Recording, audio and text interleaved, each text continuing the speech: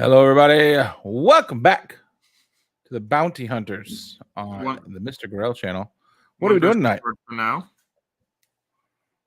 What are we doing? we are covering Andor 4 through 6 now. It's the second quarter of the of the series of the season. Yeah. So we'll talk about that in a minute, but let's go ahead and kick it off here.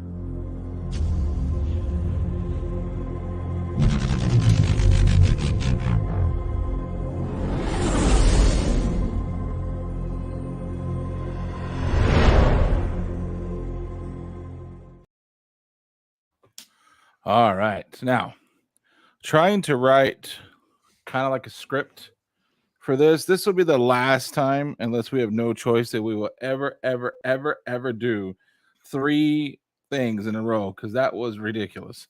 I'm not sure if I remember why we were doing 3 instead of just doing one after another. I'm sure it's some kind of it's because game plan that you had. Oh, yeah. Well, it's because they released all 3 at once, so the first time is fine because, like you said, they did release all 3 at once. But this time, that was ridiculous. Trying to get that like a little bit of thing going here. Ridiculous, sir. I do have notes, but I'm not happy about it. So we are 2. We're supposed to be 3. We are 2, but apparently because we don't really plan these things out, we just spring them upon Kuchung every Wednesday at 8:30. He seemed to have plans. Fine, it's whatever. Maybe next time we'll give him, I don't know, 50-something show warning that we're having these things. Anyways, so we are going over episode 4, 5, and 6. Mm-hmm. As always, we will do a, hey, what do you think about it? Then we'll do some spoilers, and then we'll kind of dive into it. So overall, I guess we'll just do it individually at first. So what did you think of episode 4? 4, I liked, especially the setup. Specifically, I enjoyed all the Coruscant stuff we saw the most. But overall, I did like it as a good lean into the next set of episodes. I will say this. I enjoyed. I think it goes for every episode of this series. I enjoyed the newest one more than the last one for everyone. Yes, like I enjoyed 1, but I enjoyed 2 more. I enjoyed 3 more. I enjoyed 4 more. I enjoyed 5 more. It's weird how, I don't know, a professional writer can do that. You know what I mean? Who can do stuff like build on each episode to make you want to watch more. Make it a progressive story that does not just drag on. Yeah. Oh, holy Jesus! Somebody is going to bless us with his presence, ladies and gentlemen. Brought to you via Australia, kind of took a left turn Albuquerque, ended up in Georgia. We bring to you the one, the only, Kuchung. Whoop, whoop. What's happening, sir? I'm exhausted. How was dinner? Oh, it was great. Not exhausted from dinner was fantastic, he says. Exhausted from a big day. Oh, yeah. So we were just kind of, you didn't miss anything. We were just saying that we have liked that every episode a little bit more than the last one. They kind of have been building on it. Yeah. So I will say this. Also, I saw something where there's like headlines. Oh, and I think, you know what? I'm not doing it anymore. We're just going to go full on out. Nobody watches these reviews anyway. So let's just go full on out. I do think the media is desperately, and I hate to say that because I don't want to sound like some conspiracy theory. Let me put my full hat on, but I do think media is desperate to try to like prove that this series is clearly just a series. It's good. It's a good old. What does this guy do this for? Like, what does he do this for? It's just a good old fashioned like bank robbery, and they're like desperate to show. Oh well, nobody's watching it. Nobody's doing this. Nobody's doing that. But when you actually break it down, I actually looked. It's not just because nobody really knows the numbers. Disney doesn't really release them because they're not stupid enough to release the numbers because they want people to think it's the greatest series ever. By the way, did we also surprise you at 8:30 with your munchies over there, sir? You can eat. It isn't like you gotta hide it. But anyways, while I was on the show, I could have done that. So I looked at it and it's overall the number that they said is overall chatter. So like they don't just think about people, they're guessing who's watching it, but they're also using those numbers that they do for streaming of like what's being talked about on YouTube, what's being talked about on Twitter, and all these kind of things. Hmm. And I think they're like purposely not telling you the reason why. A lot of the YouTubers I've watched a few of their shows, and they're like whining about it. And here's why: because they're not getting the same numbers. Well, of course not. Because there's no controversies. There's no like fan base who are losing their mind because like so they want to like get a pitchfork and go after Lucas. By the way, none of this belongs to us. Of course, it all belongs to Disney and Lucas. We're all we're all here at your mercy, and we serve you. But that being said, like, of course not. There's no controversy. It's just a show. Like, of course, it's not going to be as much chatter as ridiculous as that sounds.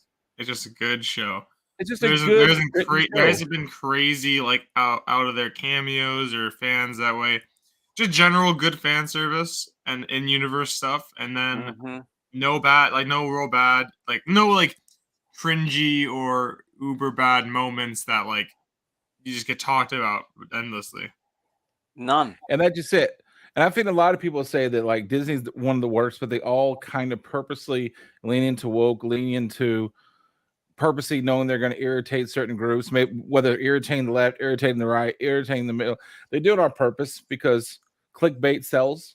And we'll see with this, because this is all the critics saying it's good. Most of the fans are saying it's good. Even if they're saying it's boring, they're saying it's good. Nothing negative is coming out of this. This is not hurting Disney's brand long term. And we'll see what happens. They'll use this excuse to go back to like, in the next episode, we find out that Luke Skywalker actually was a female inside and he always wanted to be a girl or something. We're going to find out something crazy just so they get clickbait again. So people can start freaking out and yelling at each other. When I've just enjoyed watching a show with me having to go all the time. And then two, knowing that I'm going to go on YouTube and people aren't going to lose their mind threatening to kill each other over this stuff. It's just nice enjoying a show. Like I said, so yeah, I liked 4. I was like, I like 4 the most, and then I watched 5 and 6. So, like I said, it builds on itself, and it's really good. Again, liked 5, liked 6.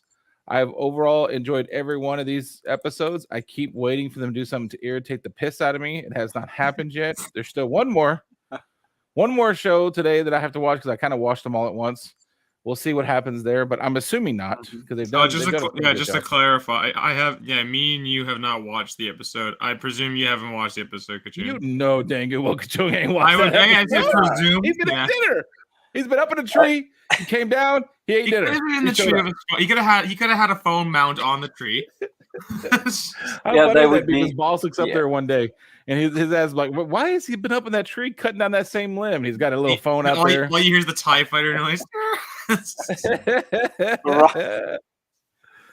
So anyway, so let's jump into it now. The spoilers will be coming if you're interested. So overall, I don't know what to rate it because I enjoy it a lot. I don't want to overreact like, oh, it's a 9, but it's pretty high for me just because I just enjoyed it. Like I just been able to sit down and enjoy. And what I actually think is fun is for me, it even means more when like we'll see. I forgot which episode it was. I think it was episode 5. Where that TIE fighter, Top Gunned it and buzzed the tower and like came really close to the ground and then went back up again. Those moments where the TIE fighters just go by really fast, it means so much more when you've been seeing these guys talk around sheep and grass and everybody's kind of whispering it's politics. And all of a sudden you do get to hear that iconic TIE fighter just go by and you get to see all that. Like to me, it even means more than if they're just trying to have like dog fights all the time. Cause then you kind of get used to it and it's kind of, and that just the tension it builds.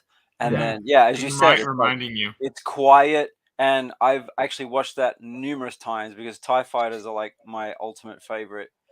And you just crank the volume up and it's incredible. It really surround sound, baby. I love it. That's a good point that you made. The building up of like stress, building up of anxiety, and building up of tension. I feel like Star Wars Disney's done a terrible job with that, honestly, because right away if they check boxes, and I hate to keep saying it, but they're checking boxes for whatever it is, whether it's checking the boxes, they want a new character they want to build on, they're not going to kill off that character. Like in Kenobi, we know damn good well that no one was dying. Like we knew 9 out of 10 characters can't possibly die either because they want to keep them or because they've been in other stuff. And like, so that a lot of people are dying. On this, we only know of one dude who makes it out of this. Like, we don't know any of these other characters. So he makes it out. Although not all the characters that I have like a feeling for, but they still did a pretty good job of getting me to know them enough but still make it mysterious, because as a viewer, we're not really supposed to know what's going on because we kind of came in this late too. But it's still like, I was, oh no, whenever bad stuff started happening to people. So it does build up anxiety because one's going to make it out, but you're like, is any of the rest of them going to make it out? So it's like, it does build up, intensity, and it's nice. Like I said, again, not to keep harping on it, but it's amazing what happens when you have a professional writer. I'm just saying. And especially, it was really nice. Like if we really talk in the spoiler category here, is that episode 6 being like all just focused on the heist. It's just them doing the heist and the whole moment. It was amazing. And what made it really good is because they actually took the time to have 2 episodes of fleshing out these other characters and building that tension, as we talked about, so that they could just do a full delivery of the heist in that moment without having to, cram in like 20 minutes of like, oh yeah, we have like these 6 characters here that you might care about. I didn't even notice that they weren't in episode 6, that they weren't even talking about or showing, the ISB or. Yeah, they left into the very end. A little bit, but it wasn't until the end. I was like, wait, they didn't show up at all in this episode. It was just the heist. Yeah. Yeah, like you were saying, it's just overall good job. And then I saw one negative I saw people saying was, you were talking about fan service. Some people were complaining that it was too much. Here's what I would say: no, I think that fan service is good. You can do too much, but I think it's good because of the fact they know what they have. They know this show is going to be politics. It's going to be told from different points of view. There's not going to be guys running around laser swords and floating in midair. And then the fan service kind of keeps you hooked in because you want to see what's next. And the best part is what they're doing. They're not doing fan service like we see, I don't know, like Princess Leia's like, walk in a corner somewhere. They're actually dropping stuff that we'll talk about later, that if you're keeping your eagle eye open, there are big stuff that they've dropped that I don't know people realize how big it is. Like just that little kyber crystal around that they Kevin, that's a huge deal that they're like that's the fan service that we've gotten has all been in service to the characters and story so far. And also just like it's Easter eggs too that are like that really kind of flesh out the world some more. But unlike like say an Easter egg or a fan service, which is just, we'll just throw this character in here to make some buzz around this, right? Yeah. Yeah, so it's cool. So let's just jump right into it. So we start off with him being on that ship. It's called the Holcraft. I haven't written down here. And he was like, well, what is this? I've never seen the ship do this. I've been on it before. How can it go into hyperspace? Yeah. And I'm assuming the reason why they're big is because the hyperdrive is kind of big. Like that's why you usually need a freighter ship to carry those. And the fact this guy fitted on a little one, that's pretty cool. And also, what easy way to go around if you're a spy than on a ship that shouldn't be able to carry a hyperdrive and you got one. Like that's like the ultimate get out of Dodge. Like 007 Austin Martin has a jet engine on it that flies away. Like that's what this is like kind of. So that's kind of cool that he was like, I haven't been on these ships. I've never seen this. And so on there, they kind of discuss what they want. He lets them know, hey, we're planning on robbing the money train, Wild West style. Wells Fargo's got their money train going, and we're gonna steal it from the damn cattle barons. The what's it called? The revenue. Yeah, the revenue. And the one part that I was very clever is that our hero says, I know what's up. I fought Mebane. I know what's going on. I was on the ground, man. I was there. I saw it all go down, brother. And he was like, actually, you were a cook. Right. And you weren't on the ground. And then you ran away. You didn't even want to be there. You ran away. Yeah. And then you ran away. And it's so clever because it shows you that our guy, we know he's not full of crap because he's willing to do the deed. We already saw it. He's willing to pop somebody if he has to. But at the same time, it shows you this guy's no fool. He knows exactly what it is. He's been researching this guy for probably a year or more.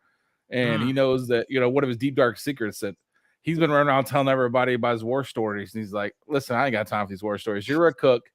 And then you ran away. So I'm proud of you. You knew how to survive. You ran away. No big deal. But just don't act like you're some superhero here. I love you're the kind of guy to be. The guy that can get the job done. You're not a hero. You want to get in there and get the job done and leave. That's perfect kind of thing. Yeah, they mentioned Mimban. I think that's really cool because you know what happened there. Oh, the Mud Troopers and then Solo. And Solo. So and Valance. That's when he shows him, like, listen, to secure you, I have this little rock, this shiny rock that all the Star Wars nerd boys got a buzz in their nether regions when they saw this crystal around his neck. But what's big about it is there's two things that were mentioned in that have never mentioned in Star Wars that isn't Legends. And he says it's the Kawadi, which is a whole other part of Star Wars that was in Legends. And it's like like a whole race of like merchants that has like never been mentioned. And now, boom, they're in Star Wars now. You know, that's it. Like that's an entire like series of books that just got popped right back in. And then to me, the one nearest to my heart, because of my whole love of Star Wars started on Knights of the Republic, is what? What was the other one they mentioned? Oh, this is from the time of the Rakatan conquests of the galaxy. And the Rakatas is that legend that all sci-fi shows have, where there's this one far a long time ago group that invented everything. They invented hyperdrives, they're the one, and they're the guys in Knights of the Republic that we find out that's the elders. Those are the ancient ones but they weren't wise ancient ones, because this is Star Wars. They were conquerors and bastards. So everybody else had to rise up and kind of kick them out. And that's what this crystal was supposed to symbolize, the day that everyone rose up and got rid of these crazy guys from back a long time ago days. So that's really cool that they just threw that in there like that. Mm-hmm.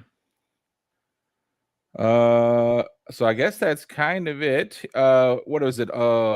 Scotland, what was the name canon of the planet? As well. Scotland is now canon, and what was the name of that planet? Aldehan or something? No, it's Alderan. Whatever it is. Yeah. It's the Scottish Highlands, apparently. That's what I'm guessing. Scotland. It looks like Scotland to me. So I'm assuming Scotland. We meet them. We're gonna go meet them, but we find out pretty quick that he's kind of the leader, because he has a conversation with the person you think is the leader, and he's like, "Listen, shut it. I'll let you argue for 30 seconds. This is how it's gonna be. He's joining your little merry man of thieves, and that's how it's gonna be. Figure it out." So if you think about it, though, that's how a lot of old school movies. What's up? Aldani, yeah, Aldani. That's what I thought. That's how a lot of old school movies, but the bad way. You know what I mean? Like if you think about, especially like in the 70s, where there's like a bank robbery thing, there was that one. Oh, listen, he's an expert safecracker. But like this is, you don't add him at the last second. We've already planned for this. But he's an expert, and he ends up being like the crazy guy who tried to steal the money, or he's the cop that somebody added at the end. And this is what our guy is. He's the dude that comes at the last second. That's why everybody's like, "What the hell? Like you can't add somebody at the last second. That is suspicious." So yes, they were.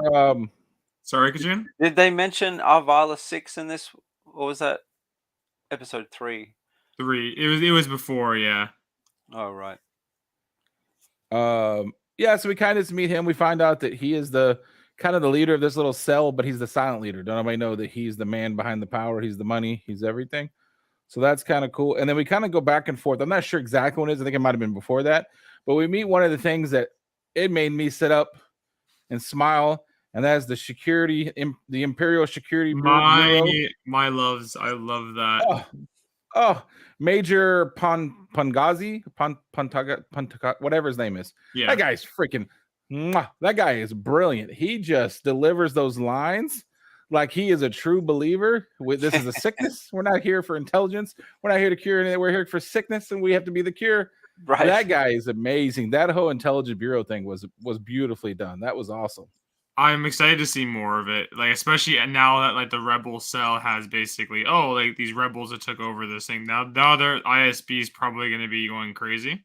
Mm-hmm. We're going to get a lot more, because I love that. Is such a good, cool area. I also just really love the fact that like they're like basically the espionage and like essentially the Gestapo really of them. But what's fun is that I can't remember her name, the blonde lieutenant or colonel. Dirta, something like that. Yeah, just her and her intern basically are just like, they're in the room just going through files and like staying all night, and they're like, "You want like I want to keep going. You should go see one more file. Yeah, you do one more file." And it's funny because I don't remember exactly what episode it is, but I love one of the lines they said when it's like, "I don't know, you can't really prove anything though, but there's something here. You're on to something. I know you are." And it's because it's too random to be random. Like, I thought that was the greatest line ever. It's like they never hit the same sector twice. It's like, and the fun thing is you can see it coming. You can see that she pushed too hard. And the guy that's a little bit her, the black dude, he's a little bit ahead of her. He's a little bit slicker. The guy's like slapped his hand and said, no, you're jumping outside. But by the end of this, those two roles are going to get reversed because she's the one been saying, you guys are missing the boat on this. And they're like, nah, we know what we're doing. I did love the fact that they took them both. Like, she's like, I'm going to see the I can't remember the name. The names are escaping me so much. The one who was leading the ISP at the time there in that room, the one you were just talking about. Oh, he's like Major Panton. Major. Yeah, they go to the Major. He just walks in the room. Get this over and done with. What's the issue? This, that, and it's okay. You're wrong. You're fine. Go do your business. And then when he leaves, he says to her, "He's like, you know what? Yeah, you're doing okay, but yeah, keep yourself level-headed." Like, and he was like, "The thing I like about you is that in your sector, pretty much you've arrested everybody. Your jails are full. That's brilliant. We're gonna probably throw you some more work like that." It's like keep in your lane. Your lane is arresting people. But it's also pretty cool because it shows you that the way the Empire works is once you get in when you get in your high level, you're doing everything you can to keep it. So no news is good news. And the underlings are the ones who are like trying to force it because they're trying to find a way to, get up the ranks. So they're the ones that are digging and digging and digging. Yeah. We also found out that Mess on his original planet that we came to. What's up? I was like, can we say as well, it's so nice seeing Coruscant again and seeing it like all the different aspects, all the buildings being a different way, the agencies, the spaceport and everything, different things, the levels, the different level. Yeah, it's so cool seeing it all. And if you go back and look, and you could already see a difference, right? Like it's you can see colorful. buildings. There wasn't birds flying by. There wasn't like all these rainbows of colors of flags. It was just gray. Like you can see the Empire's already got their foothold in it. The gray concrete cleaners that come by. But we also found out that I can't remember that guy's name, but the black dude who did a really good job. I really like his character. He's a good actor.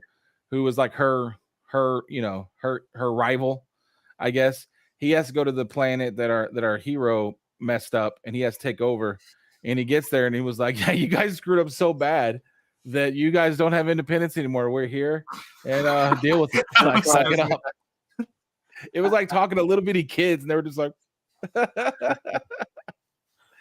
and then I just want to talk about the guy. What is the name of is he redheaded? The guy that like was way overzealous. I cannot remember his name. The one that led them to chase Andor. Yeah, the guy that screwed all this up. He was told to leave it alone. He had brown hair, but which one? That's the one thing. So again, obviously Star Wars has Star Wars names, which makes it very hard sometimes to remember certain names. I can't remember that guy's not the name. little There's just guy. so many.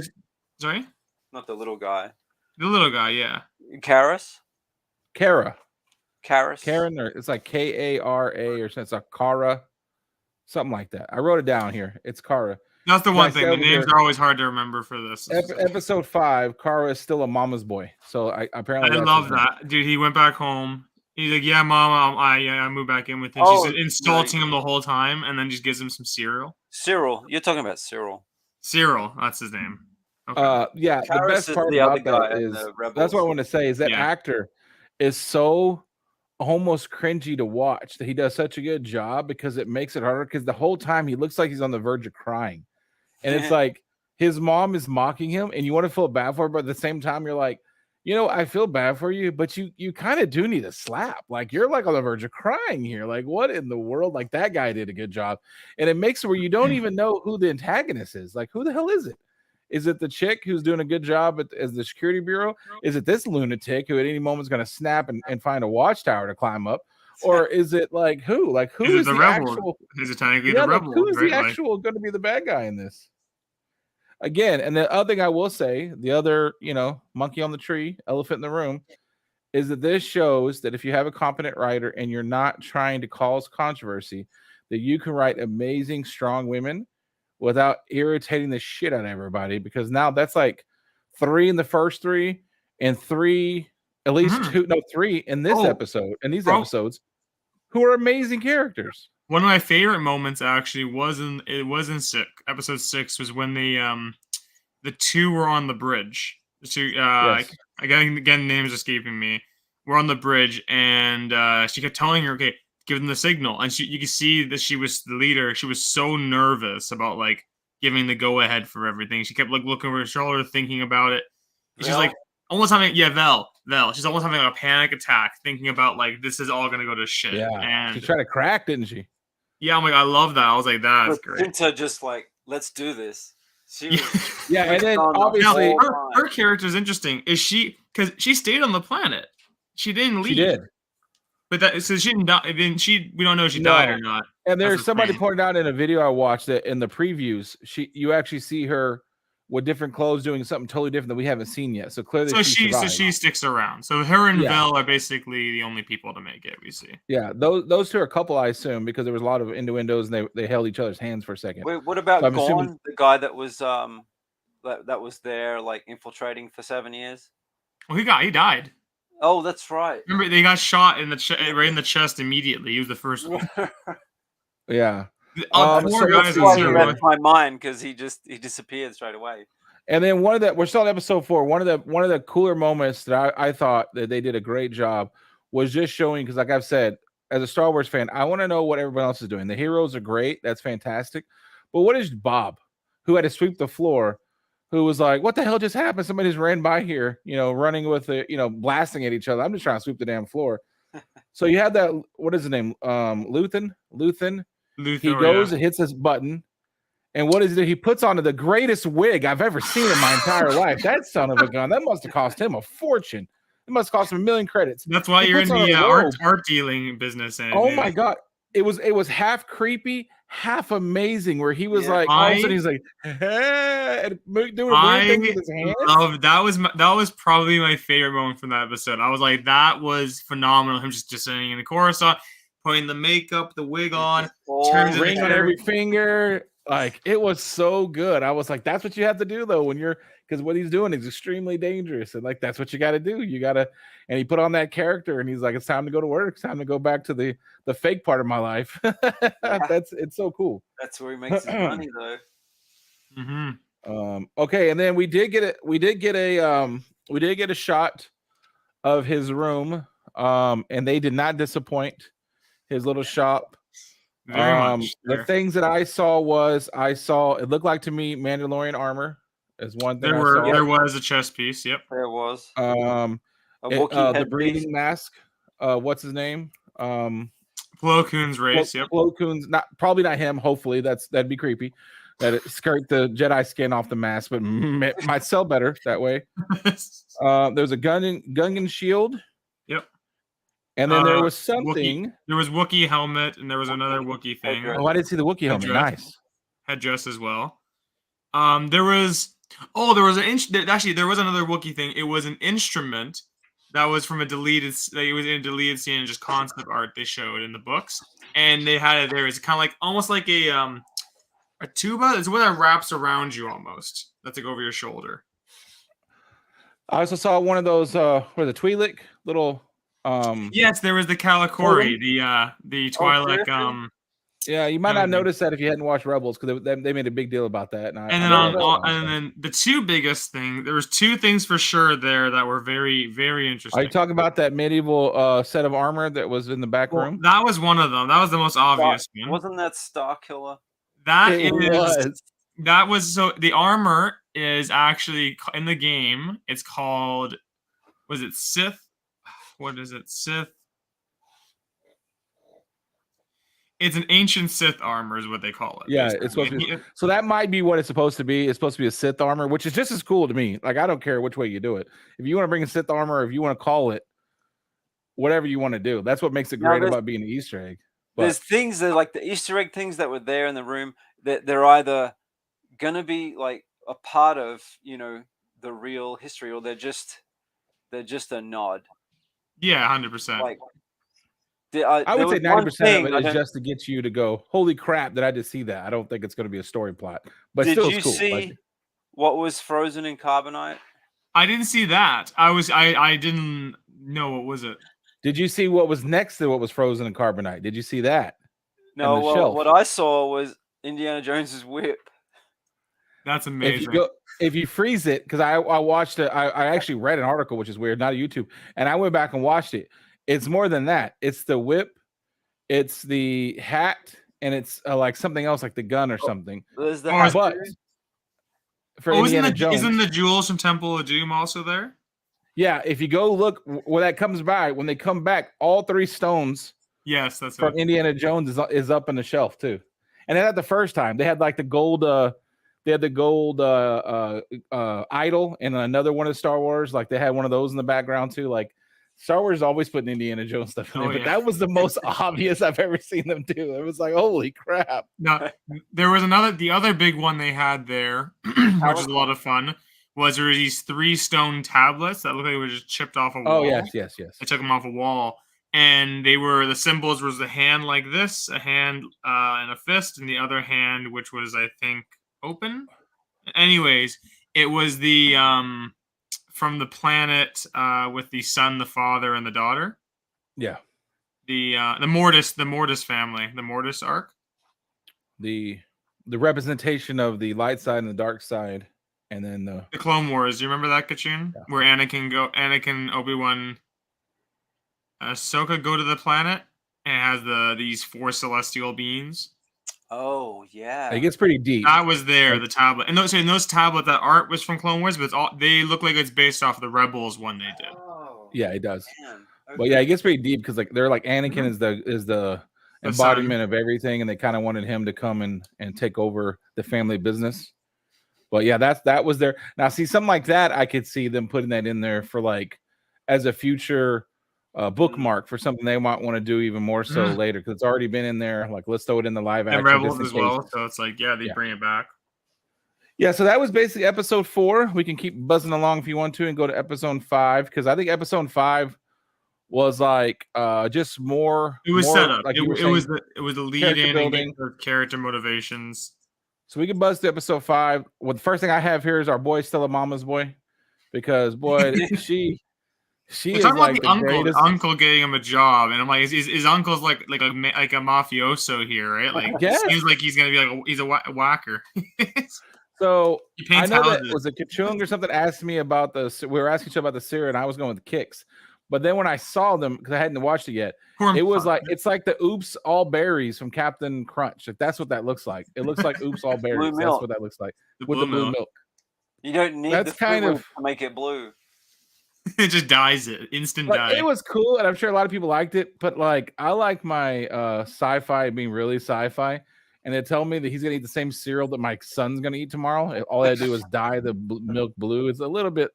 Like, give me some, like, some squid or something that tries to eat your face when you go to eat it. Like, you got to eat calamari. You want some Mon calamari in that? And then most of it was just training with team. I did like the fact that basically the one guy, like, why is he so strict? And I was like, oh, he was a former stormtrooper. Yeah, that's what we found out. But we are getting our information from a guy that we found out later was a snake in the grass. So yes, that's true. But he did seem to know how to like tell people how to walk and stuff. So I believe he used to be a stormtrooper for sure. What was his name? Taran, yeah. And then I also did like the fact. I really liked the fact that the base, basically, the people there are they're all competent, like actual workers, but they're just there. They're not like evil. And like the guy's like, oh yeah, you just want some time. Like, oh, you need to paint that wall before they show up. And he's like, well, we were hoping we get some time off and do this. It's like, okay, you know what? That wall just better be painted by this day then. Like, you guys can enjoy your time. And it shows you how amazing the character as the lieutenant is, because he has to almost do nothing but just be a harsh / decent supervisor, because he's like, hey, the guys are kind of wondering if we can go, because none of us have seen this event that's happening. Yeah. Can we kind of go to like a small crew and then like we go outside and watch it? He was like, man, I don't know. You better have this place tip top shape. And then when he walks away, he's got a big smile on his face, because like they asked for it. He didn't even have to make some kind of weird order. They're like begging, hey, can we all just go outside? And then he makes that one comment. I think it's an episode. It might be episode 5, but I think it's episode 6. We're like, so, give me the update. What are we doing? He goes, I sent our best guys way the hell down the road. to like make sure there's no issues on the way up. Like, and so like you just found out right there that the best dudes, like the main guard guys, I sent them way away, and the guy's like, yeah, that's a great idea. Yeah. We want to do that. Like that was pretty slick. Here 1 second. But yeah. So we find out that we find out a lot about the main guy here, Cassian, though, that he's pretty observant. He finds out that he knows who's got the right-handed, who's left-handed, who's this, who's that. That was kind of cool. Yeah. In this episode, we also find out that you know, the one guy finds the little trinket around his neck, and he has to come clean that he is a thief, because he says, I want you guys to know I'm a thief, so that way nobody's trying to shoot me in the back because you guys think I'm something else. So he has to come clean that he's a thief. I like that he was that he said like, oh, I'm in it for the money. Do you want me to Huh? What are you doing? Grab water. Leave me alone. So yeah, the so I like the fact. I like the fact. Yeah. When he's like, yeah, I'm here to get paid. Is that what you want to hear? And he's like, does that make me any less useful than you guys? Like, I don't have a cause. I just want the money, man. When I say, what are you doing? Because I was like, you don't have to like keep it going and try to talk from the other room. If you didn't get a drink, go to the bathroom, just go. He's like, yeah, I like that too. Like, you know. Oh, I was turning the corner. I was turning the corner at the same time. It's not that serious. This is not like network TV. Dude, this is life or death here. If we don't. So the one thing that I did have a question about episode 5, do we know beforehand that Mon has a daughter? Did we know this? We didn't even know she had a husband, let alone a daughter. I didn't think so. Before this, which is interesting because I wonder if that means something's going to happen to the daughter and husband. No, that to me, it kind of made the whole thing sad. Even though her husband he seems like he's good intention. He just seems like he's a guy who enjoys being rich and famous. Well, he's just like that, and you know, he's more like impure. He probably was Republic. He was probably fine with the good of the Republic, and then as it transitioned to the Empire, he was like, yeah, Empire all the way. And I think he kind of treats his wife as like she's just a silly rich senator who like wants to help poor people. Have your silliness, but I'm still gonna party with like, you know, the deadliest of more and which is kind of sad. But to me, it brought a lot of like sadness and depth to Mon Mothma that wasn't there, because one, you know that it's obviously affecting her family. Like she is now for sure putting the rebel causes and other people's causes above her own family, because her daughter clearly has some issues with her. And then we know later when she leaves, that's it. Like her family either turns on her. Yeah, Louis Barry, you are first. Her family either like turns on her or she just leaves them behind, and that makes it way stronger. Like, when she leaves. But the daughter seems to be wearing the pants in the family. A little bit, yeah. But that's what you don't know this, but when you get like teenagers, that kind of happens. You don't really get a say so anymore. I have a strange feeling that like obviously the husband. I think the husband will just stick around, probably just be like Empire, and she'll just go away from him. I have a feeling the daughter is probably going to die at something. Like, maybe. I can't imagine. I mean, it's such an interesting, like, it's never really been brought up thing, right? And obviously, it's not Star Wars. You just new things get brought up that should have been brought up before. But I feel that's an interesting point of contention that might happen. Okay, and then as we're talking about characters, we're pretty much, unless you have something to add on episode 5, we can slip into episode 6. Yeah. The one character to me that I liked, they forced him to be likable, but I feel like they forced a lot on this character and end up coming kind of, it doesn't make sense. And that's our scholar who like wants to like lecture everything. If he finds a rock on the ground, he wants to say like, this rock represents freedom from the Empire's oppression. Oh, like, the kid, yes, like he was a likable character, but after like his 4th or 5th story, he's over here dropping promos on people, and I'm like, okay, Marks, like my goodness gracious, like we get it, like everything is, the sun represents the light. He's a wide-eyed kid who's like about the rebellion, and everyone else just like gritty and fantastic, and I love that. But let me ask you this: we're a bunch of men and women, okay? We're dirty, we stink. We haven't had a proper bath, probably. We're about to go raw. We're definitely going to die. Like, we have to be obvious. Most of us are not going to make it out of this. We're probably not even really expecting we're going to take the money. We're probably knowing that we're doing this to cause a problem. Let them know that we can get to them if we want to. Maybe one or two gets out of this. There's no way we're all making out of this. And then you're sitting there trying to, think about your family. And this guy's like, now when the sun comes down, it represents the freedom. And when the oppressors come over, I'm like, okay. After like a week of that, I'd be like, you know what, bro? Like, hey, write a song. Like, let's just hear a song. Like, I don't want any more. Like, after a while, I don't want any more. Like, he's really well spoken. He's super smart, but it's like, I don't know. He's the bard. I guess he had his little book, so it gets out. He's the bard. That's what they're trying to do. But it's just weird to me because most of it, and this is awesome if this is where they're going with this, because that gives you more info, right? Obviously. But up until now, the rebellion is the Empire is so goddamn evil that they just rape, pillage, and murder. They'll kill entire planets. They'll flood entire, villages just because they want the view. Like, they're so horrible. You really don't need this guy who is like stoking the flames of freedom. You really don't need it, like, because they're so horrible. And to me, when you see this guy coming in here and he's like, listen, we got to let people know, that like the stuff they're getting, like this fancy electronics, we have electronics that's freedom, which I did think that was actually cool. The little navigation device. Yeah, like, the old Stargazer way. Yeah, it's like, yeah. It's a little bit powerful. It can't be blocked and everything. That's a little bit yoky to me. But it was a cool metaphor. But it's like, you don't even need this character. So the fact that they made him kind of makes, that's the only concern I have, is that he wrote down his manifesto, he handed it over to him, he's probably going to give it out to people, and that's going to be the spark that gets the rebellion going. Okay, maybe. But up until then, we haven't needed that because they're so damn evil. You don't really need somebody to convince you with words. They're just evil. Like, they destroyed the whole planet. He's going to open the manifesto, and it's actually just going to be like his ledger, and he'd be like, Day 67, bad bowel issues today from the weird berries we ate. Like, even when he I went to the washroom, the TIE fighter screech scared the shit out of me. Right. Even when he tells him later on, like, I wrote about you, and I'm thinking about, like, how do we use, like, mercenaries?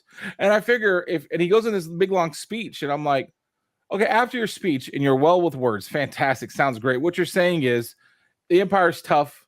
They're big, they're rich, they're powerful, they'll do anything. So if we got to hire a few shady characters, so be it.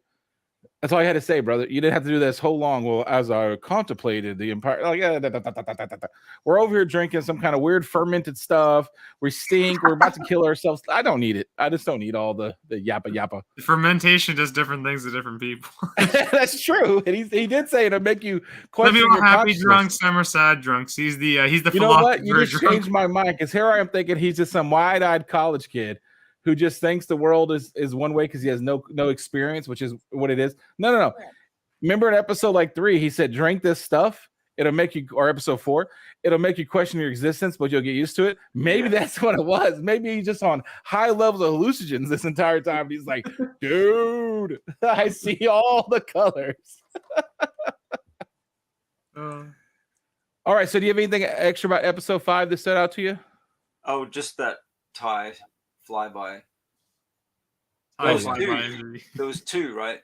Yeah, there were 2 at that time going. How come my 4th member's been a no-show? Look, looking all good on the couch. Oh yeah. Yeah, look. He's been snorting away a little bit. All right, so let's just slip into episode 6. Well, the one I would like to talk about is the boss man. I don't remember his name, but he is the actual head of the bank/dam. I also like that they humanized him as well. He's not just this evil, like, evil guy. He's just like, he has his family there, and he's like, yeah, I just want to make a good show so we can get promoted and leave this place. Yeah, right? You don't want to be here. Like, you've been bitching at me that you hate this planet. This is how we get out of here. You got to act right. Make my son come and show up, and then we'll get promoted and we're out of here. But I do like how he tried to claim that, what was it, like the belt shrunk or something? And she's like, perhaps, you just expanded, husband. Like, I don't know if the belt shrunk. Maybe you just got a little fat. He's a bit of a badass, though. But what I did like is when they're talking to the engineer, because they bring in an engineer because they're going to expand stuff, and they're going to. This is the secret evil part. Is that what do they agree to? They've been lying. They're going to just take over this whole thing and get rid of the locals. But when he's talking to the engineer, what they said was so brilliant, and this has been echoed throughout history. We didn't like say you can't come here anymore. because that's not how you do it. Because then you got a rebellion on your hands, right? We said you're more than welcome to come here, but here's what we need you to do. We need you to do like these 3 things, and they agreed to it because hey, they're going to let us keep worshiping. So that first year, what he said was like 30,000 people will show up, and now they're thinking a few hundred are going to show up. And what they did was along the path, they basically set up bar and grills, all our topless bars, and they said, hey, listen.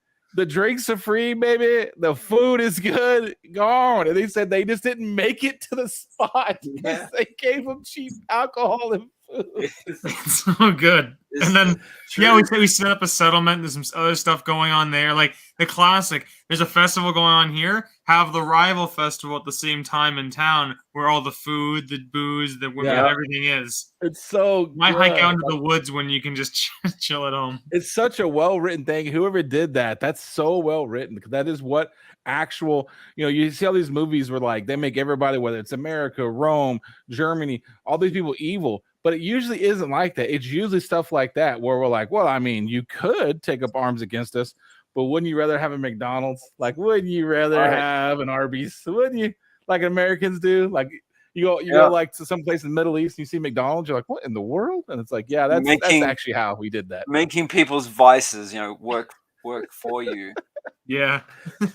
Work against them. But what I did like about it, it did show the people who showed up, them the hardcore ones. They're not the ones, they don't want your beer, they don't want your cheap food. Because when they got the pelts, they basically spit on them. I love that. To the fire, dude. Oh, that he was so took the pelt in one hand, yanked it, and just did this. Didn't even look. But you know what it did? What it did do was awesome. Like I thought this was an amazing writing thing they did, because what it did do is they kept cutting back to the people while the heist was going on. They kept cutting back to the villagers, and they're getting more worked up, and they're throwing flames on there. And the elder guy is like talking trash, spitting and talking trash, and the music is getting ramped up, and it gets you go. Then we'll talk about it in a minute, but here come some backups. They're flying in, and all this is like building and building and building and building. And at the end, like they're just people who wanted to watch a really cool. Which, by the way, that was freaking beautiful. We'll get into that too, but. They want to do that, but like because they started it here, where the first thing you see about them is they basically spit, talk trash, which the guy had to clean up. Oh, he says, "Welcome to your lovely family." When he was like, basically, that's what I think, and they're like, "Oh no," what he said was, and so you didn't even know if they were going to do something. Like I was thinking they might actually just turn around and start stabbing, the Empire in their throat or something when they were getting all worked up like that, because you didn't know what was going to happen, and it made to the whole anxiety of that last moment. Yeah. Now, how often did it happen again? Every 6 years, 3 years. I think it was definitely more than 5 years, but less than 10. Because that guy had seen it before. 6. The guy he's been stationed there for a long time. He's seen it multiple times. Yeah. I was gonna say, what was that? Obviously, okay. We'll go in order because there's so many things to talk about. But yeah, so obviously they have now to get in the base. Right. Yeah, like so we find out that they've been practicing this whole time, and so they're basically the guy called in guards from other areas to so that way clearly I listen. I'm doing everything I can. I'm even bolstering the guards. I'm bringing in guards from other places that way he can sneak in his guys in. Very clever. They come in to me. They stuck out pretty hardcore. I thought they stuck out. Maybe it's because I just recognized them, but I was like, they don't look right. But it's the hair. The hair definitely is one of the things I gave. Yeah, and you did see a few of the other soldiers look at him funny, like, who are these guys? Like they're just like walking by, like they did kind of give him a double look. Yeah, but it's another like we're not going to question it. Like we don't question this. Like, but that's pretty much everyone's kind of gets in their place. That's when you find out that the two ladies, they have their own role, which was funny because somebody actually pointed out on some article I read. It's the first time that we ever have somebody peeing in Star Wars because the guard peed. That was amazing. I was like, what's gonna happen? They're gonna sneak up. They're like so afraid they're gonna like kill them or something, and the guy just takes a leak. and then later on, you see those same guys running back like we're sorry. but they did such a good job with those two because those two were like the badasses, like they were the hardcore ones. But they weren't supernatural. They didn't take out like 10 guards with their bare hands or do something crazy. They hid. And then, but that part where, like you were saying, the part where she's freaking out, make the call. And they're like, echo. And they're giving themselves away because they're having to get louder because she's not making the call. And she's freaking out and she goes, go. and they jump off that thing, Mission Impossible style. That was freaking awesome. Like I was like, holy Jesus, there's no brakes on that rope. They just dove, man. I was like, holy cow, that was pretty awesome. What I really loved, I thought this was hilarious, was when the big moment happens where they turn on the guy on the Commandant, I think he actually was called Commandant. Probably, yeah. And they turn on him and they bring them downstairs. And when they open the door and the two guys with the champagne and the drinks all turn around. Oh, hello, welcome. And then they get like the lowest of levels. They're just sitting there waiting just to hand out champagne. They're like, yeah, and it was just awesome. They like got their family, they hog-tied everybody, and they're like, as long as everything's cool, we're all copacetic, no one dies. Y'all get out of hand, then we got to do what we got to do. They go down there, and I mean, I liked every part of this episode. I really did. This episode was easily, and again, because of all the build-up, it made this episode that much better. You go down there and you get to see like what does a bank look like in Star Wars. We had a freaking bank robbery, son. Well, I love that they were just playing cards. They were playing Pazak, I think, or Sabak, one or the other. It was 8-sided, I think, not 6. So I think it was a form of it, but I don't know if it was because they were little bitty cards. So I don't know. So maybe it was a different version. But yeah, they're just chilling. They're playing it, and they're like, okay, everyone get in attention, and then they just trick them, and then makes so much sense. Make them load all the money because I'm like. Because when they showed them all the credits, I was like, how the fuck are they gonna load all of that? There's so much, and then they have the guys carrying them. They're like, screw it, get the wagons. And then what I thought was a great scene was when they're all standing there, they open it up, and the gold is coming, and the Commandant's guy's like, you guys are idiots. You guys can't unload. And I legitimately don't think he thought he could. I think when they had the straps locked, I don't think he thought he'd get that off. When they blew that, because his face was like, holy crap, when they blew those locks off. And all I don't think he was lying either, because he wouldn't have just like do it. I think he was just told you couldn't do that, because I think that was a procedure right there. But you see that guy, who we end up finding out later is snake in the grass. Everybody takes that extra like half of a heartbeat to just stare at the holy shit, we're about to do this. And all of a sudden you see him scream, let's go! Yeah, that. Let's go! And then he turned around screaming, and everybody starts running for the gold. Like, yeah, that guy screamed at me like that. I'd be moving fast. And then the Commandant guy, a good acting job he did, because you could blow this, is when he's sitting there, he's sweaty, he looks like a southern sweat hog. Good. And that lieutenant comes around and goes, how are we doing? And he hears his voice, and he has the greatest shock face ever. Like, what the hell? That guy is actually so underrated. How his acting, and he comes and the guy's pretending like lieutenant keeps going like yeah, it's ignoring him, and the Commandant's like wait, and then just perfect, and then having obviously the Commandant having the heart attack because all that going on, the stress, right? Yeah, it was good, and then like there was no just stupid moments at all. It all paid off up to the fact the weird guy who had the headphones on. There was no reason to introduce his character. We find out the payoff is 3 episodes later, this random guy is a little too nosy for his own good. It was like, wait a minute, what's happening here? So what I think happened was the locks pop off, right? And that sends an alarm to the base. Al-Kinsey base. And what I think is cool about that, because they had to get the alarm, and I think that's what it was. The little red light starts flashing, and the chick just ignores it. Like, screw it. The alarm's going off. What are we going to do now? So that's what they're screaming off, just like in a regular movie. We got 5 minutes. And I think they knew it was coming. Right. The part that I thought was cool was just that look where you go to the air base, and all the TIE fighters, Ka-chung, you had to love this, or just sitting there in the hangar, and you actually see the dudes lift up I'm nerding out a bit, and then climb down in it. I was like, holy crap. You see him setting everything up. He's getting the switches ready. He's hooking himself in. I've been waiting a long time for that. And then they turn on the thing, and it's the same noise the Darth Vader one does, the little noise he does when he turns it on. I was like, dude, they're hitting some... It makes me sad to see how about the Rogue Squadron movie being canceled, because we probably would have got stuff like that, seeing like more of all that setup and everything. I've always wanted like the comic series TIE Fighter. I want to see like a day in the life of the TIE Fighters, and I wonder how big Ka-chung's smile was whenever that whole TIE Fighter. I knew. I'm watching that too. I knew as when it cut to that and that happened. I knew Ka-chung was that's all he's gonna be talking about. I almost used TIE Fighters as my thumbnail, but. I didn't. So here's the thing, right? It's just another, and I hate to keep saying the Ryder guy, but hey, Ryder, if you're ever in Dallas/Frisco, Texas, beer's on me for sure. Not that you need my beer, but I'm just saying. Because here's another thing. What did he do? He made me look at the fact that this isn't some random black helmet evil guy like we see with other TIE fighters and other Star Wars movies. These are just evil guys behind a black mask. You don't see him. This is a human being who's just sitting on the couch watching TV, and like a fireman, the alarm goes off. They're just sitting there waiting and he for has the to go moment. run and get into a ship. He's just doing his job. Somebody's stealing his paycheck, by the way. And he that's the other part. Is their paychecks is being stolen.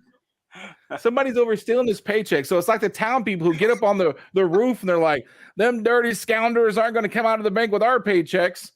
So they get in the TIE fighter and they go take off, and it makes it even more human. You see, these are just people. Like these aren't the evil ones. These are just some dude whose job it was to be a TIE fighter pilot. Like he wasn't going, I hope I get to kill some rebels today. He was just some dude who was like, what's going on? The alarms are going off.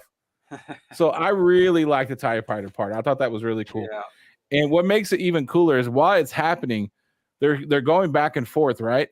So you can still see that background of one of the most beautiful things I've seen in a TV show, just a TV show in a while, is the eye coming in with all the crystals. The sounds, the sight, it was really cool. I love the setup. Like it's slowly through it, like you're the one going, and like one would go, and then you hear the follow-up noise, like a sound like boom, and then and then as the episode goes on, a couple more would shoot off at once. Just two would go together, or three would go together, until the last moment where they all show up. It's like, wow.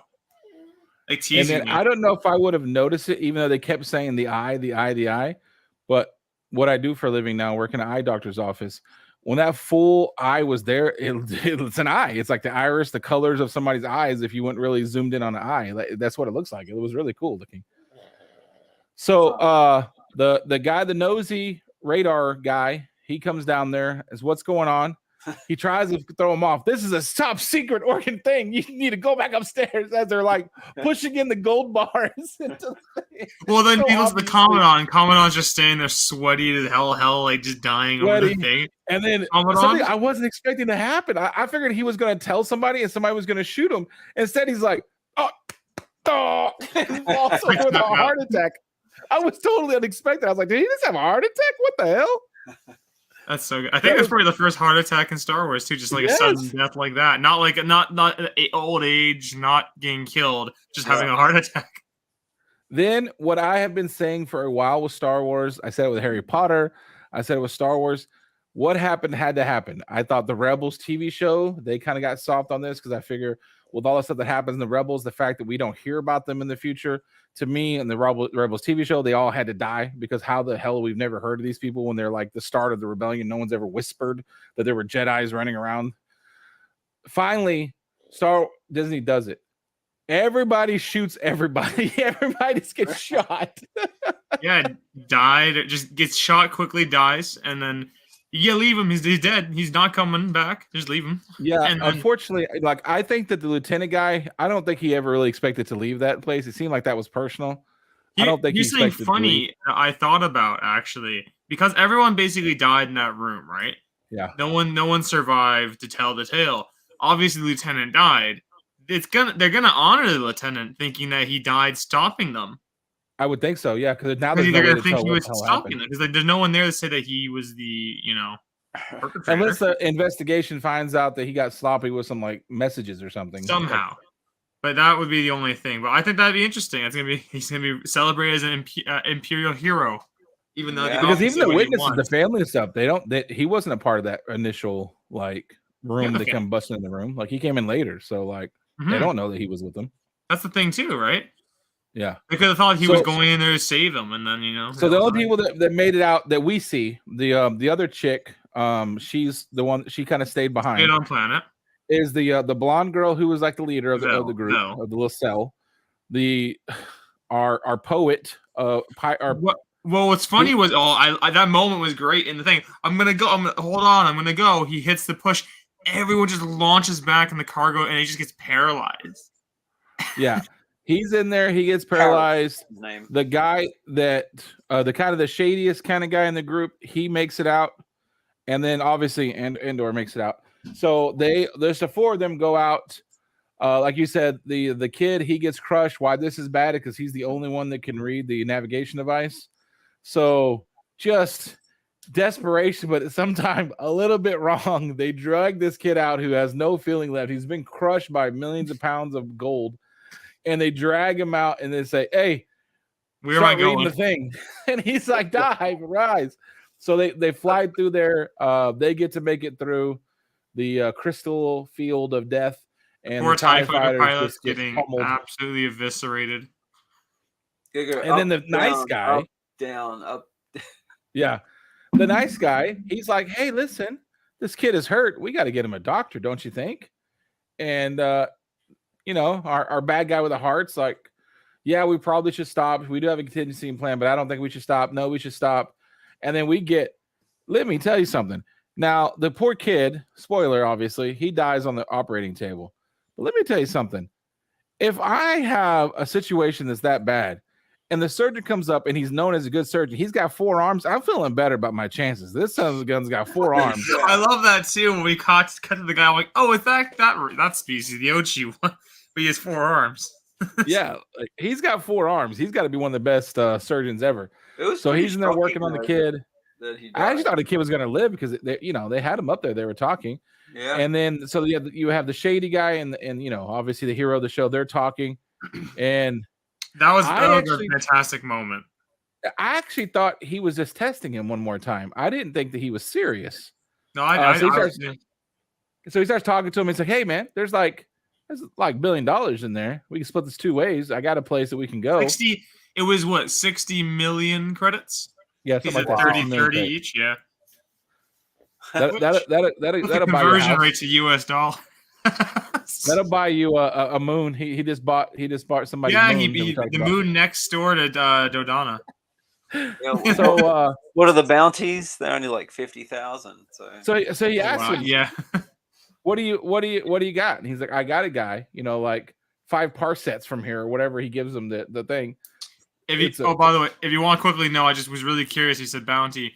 Han Solo's bounty on his head from Jabba the Hutt equated to just under 225,000 credits. So that's quite a lot more than. And they had 60 million there. Damn. So anyway, so he's talking to him. He's like, "Oh yeah, you got a moon, yeah." And listen, wasn't expecting this either, but I loved every second of it. Without hesitation, the fastest draw in the world, 0.5 seconds faster than Han Solo's draw.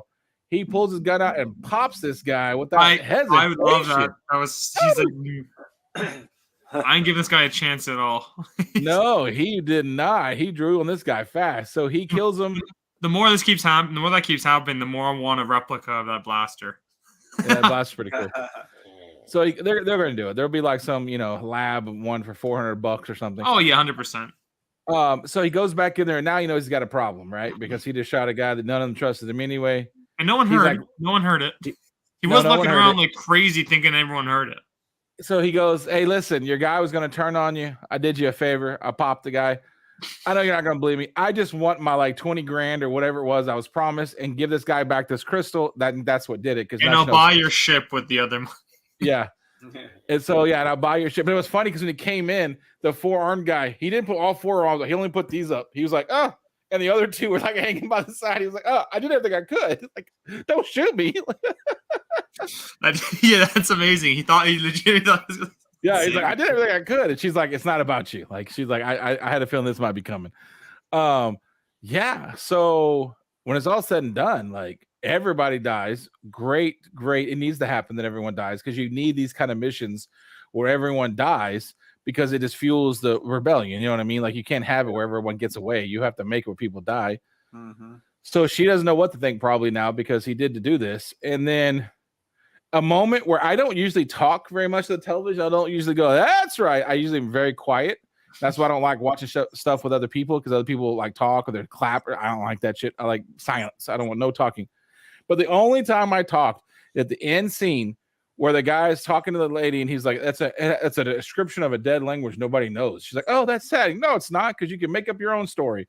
And the guy goes, "Did you hear what happened?" He's like, "What happened?" He was like, "Oh, the rebels hit the No, he didn't say that. He's like, "Do you have anything from Aldani?" And then he's like, his face was like, I've been caught." And then he goes, maybe in the back, and he goes in the back, and he's like clapping and doing all kinds of stuff. And the first time I ever saw, I said, "Easy, big fella, easy! You can't celebrate that loud!" Like, holy crap! He was back there. He's back there spiking the ball, doing a touchdown dance. I'm like, easy. He comes back. "Sorry, I was celebrating. I had something here very expensive from Aldani. I can tell you." That's like one of the only times that I've ever said something to television where I was like, "Easy, what are you doing? You can't be jumping up and down like that. They're gonna see you." I did find that funny. He was like, "It's fantastic, actually. You can make up whatever it says." Yeah, that was pretty funny. Yeah, so that's it. Oh, the other one I would like to talk about was how cool they did. Another really cool scene. I don't know if you guys thought it was cool. Was when Mon Mothma's in the chamber, in the chamber. I love that. I literally and there was like no one there. Like if you go back what you remember from the old Star Wars movies, where like every little pod had like 10 people. There's like one person in each pod. No one's talking. 1 or 2 people, and they're like a quarter or maybe filled.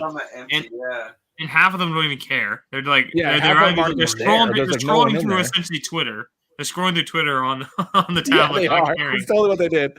They're on there doing shit posts on Twitter, and somebody's like, "I think this might be true." Nah, it's totally fake.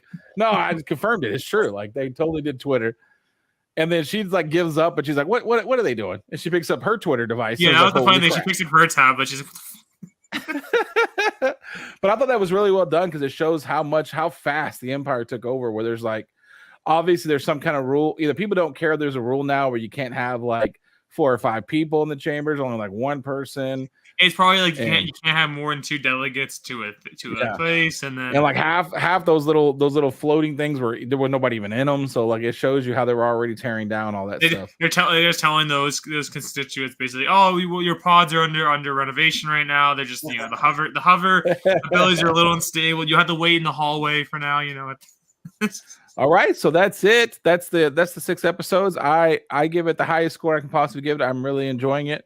My prediction is our guy here, the guy who's the collector of rare antiques. I think he's gonna get caught, and he's gonna take like the initial bump from the rebels, because that's we don't hear from him again. Like he should be a huge name, but we don't ever hear from this guy again. So I kind of wonder if he doesn't take the pinch for what's about to go down, because obviously all hell's about to break loose. Well, I really wonder too, because like you have essentially how many storylines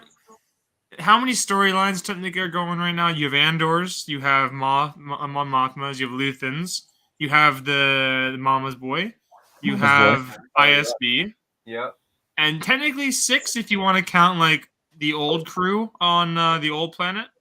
Yeah, you got to. You got to say there's got to be something to do with them. I wouldn't think they would just drop them, because they've gone back to that planet and they showed you like they took over the hotel and they made it the headquarters of like the new Empire's. You mean Bix? Yeah, Bix with Bix basically. Yeah. So I think you got to add there's that like into the future. 5 plus storylines going on, and it might even open up more, right? Because like we might just cut to Vel doing her thing with the. Yeah, I think the guy. I don't think he'll get caught right away, because I think I'm assuming he's going to be the one that kind of trains him to be a spy. Because I think they'll wait till like the last, because they're doing these in 3-episode arcs, which also is very good. I'm really liking that. Yeah, focus on 3-episode arcs with overarching plot. Now, I think in the end of the next arc, they might have him get caught and go into hiding. Because we still have to see Saw Gerrera. We still have to see, because they're in the trailers, right? Like we have to see Saw Gerrera still. We have to see the Fix-It lady. What's her name? Isn't she in this? The one from Mandalorian. She's not. Is she in this? I could have sworn she was in the trailer. Oh, maybe it was Ripley instead. Maybe it was. But then. The other characters. Do we have any news in comics today? We do, yeah. Always the news and comics. You can't let the comic books die, can you? So it says Vel is in 4 episodes. So is Cinta. So we saw them for 3 episodes so far. So. Deidre is 4. Yeah, so I guess they're just updating IMDb as they go. Probably. It says Bix is even in 4, so... Well, IMDb, you can also just edit yourself, too. Oh, true. That's the only other thing. So they keep changing it, probably. Well, they kept adding Hugh Jackman to Doctor Strange 2. They kept adding him in the background of the cast list.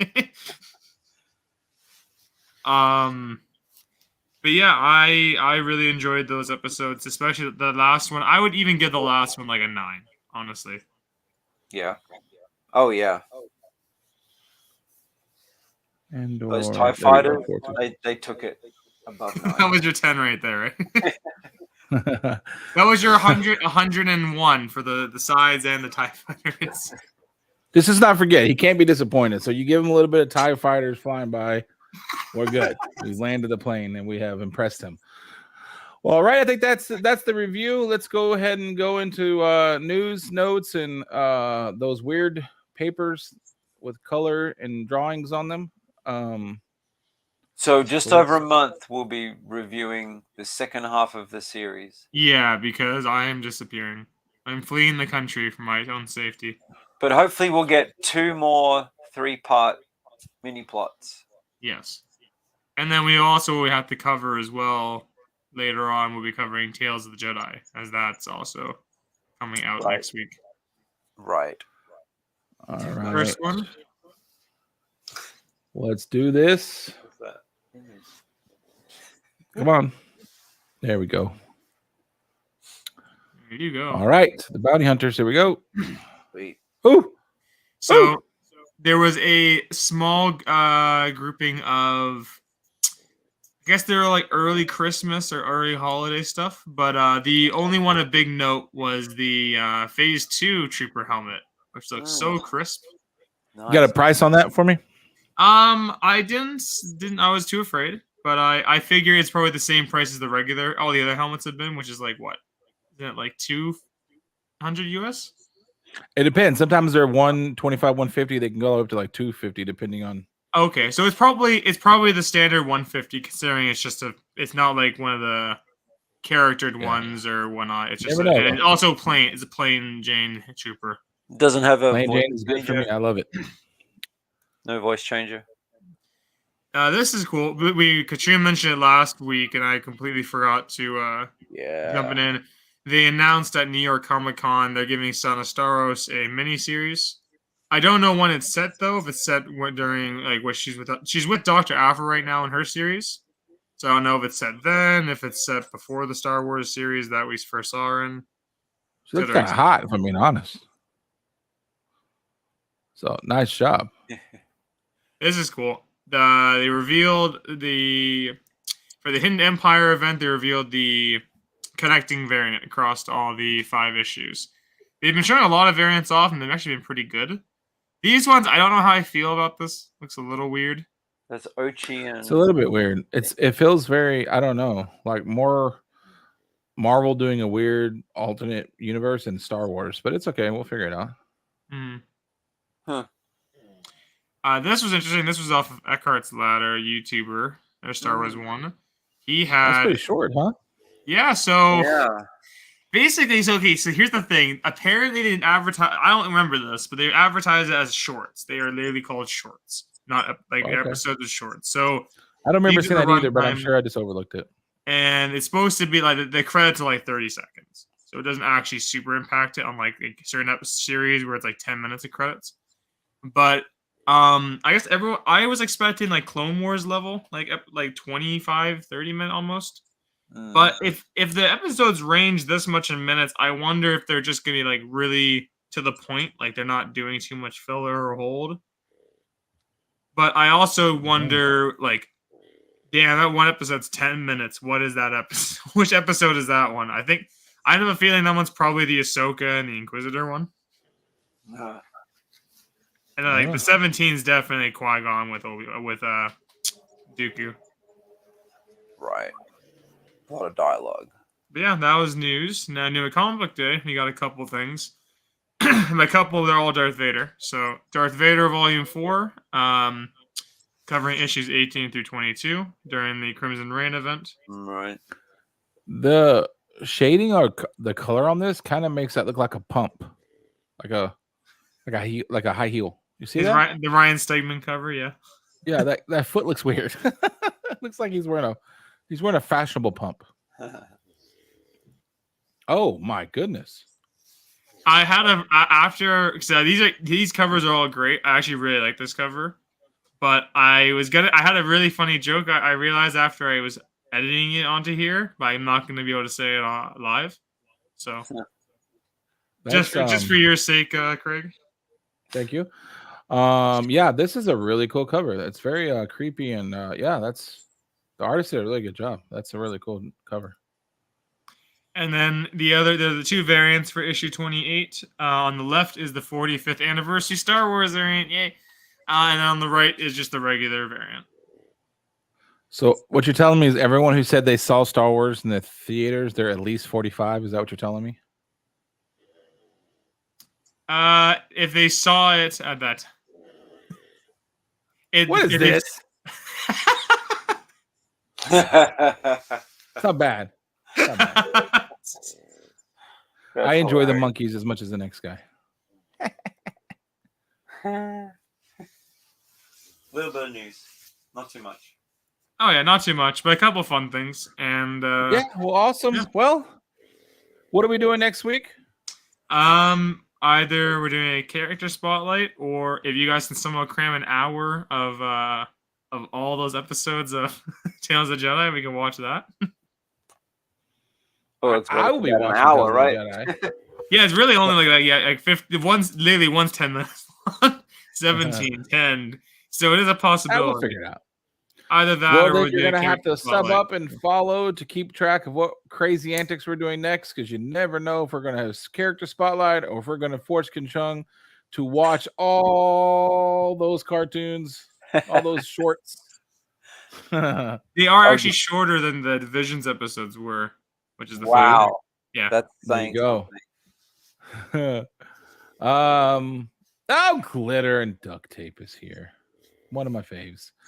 Yeah, so you got the MrGarrell Gaming. You can watch on YouTube.